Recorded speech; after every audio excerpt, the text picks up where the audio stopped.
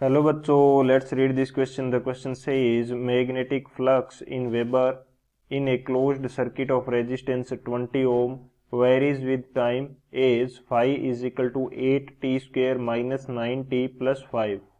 The magnitude of the induced current at t is equal to 0.25 second will be in milliampere. तो इस question के अंदर हमें क्या बोल रखा है कि एक क्लोज्ड सर्किट है जिसका रेजिस्टेंस 20 ओम है. इसके अंदर जो फ्लक्स है वो गिवन इक्वेशन के अकॉर्डिंग चेंज हो रहा है.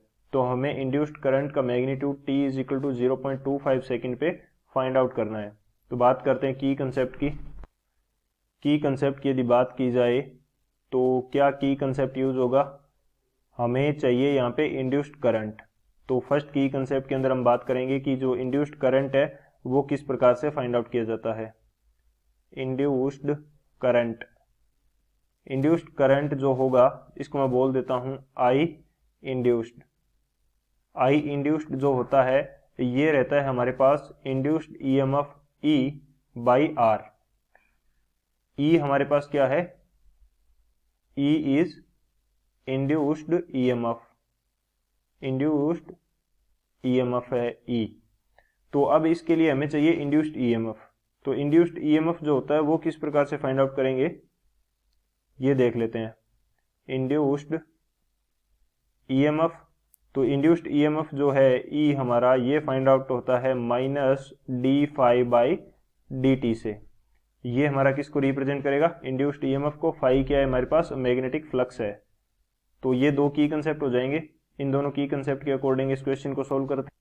अब यदि सॉल्यूशन की बात करें इस क्वेश्चन के लिए तो सबसे पहले हमें क्या चाहिए, इंड्यूस्ड ईएमएफ चाहिए. तो सॉल्यूशन क्या होगा, सॉल्यूशन ये हमारे पास क्या रहेगा इस क्वेश्चन के लिए. तो हमें चाहिए इंड्यूस्ड ईएमएफ ई, इसकी वैल्यू रहती है minus d phi by d t. तो माइनस फाई की वैल्यू मेरे पास क्या है, फाई की वैल्यू है मेरे पास, इसको मैं थोड़ा सा सही लिख लेता हूँ, माइनस और डी फाई की वैल्यू क्या है, फाई की वैल्यू है मेरे पास 8t square minus 9t plus 5 divided by d t.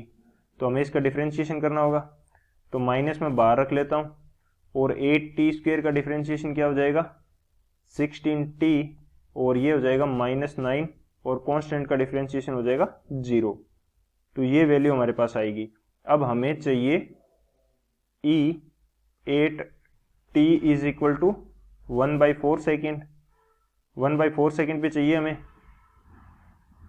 तो t की जगह मैं 1/4 सेकेंड पुट कर दूंगा तो मेरे पास E की वैल्यू आ जाएगी.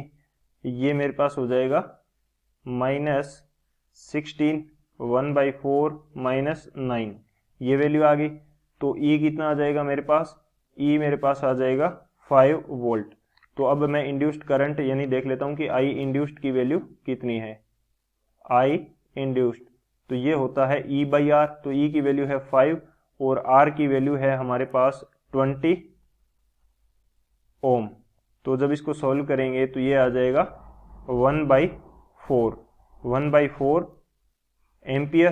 तो 1/4 एम्पियर का मीनिंग है कि 0.25 एम्पियर. जब इसको मिली एम्पियर में चेंज करेंगे तो हमें क्या करना पड़ेगा, 250 मिली एम्पियर आएगा.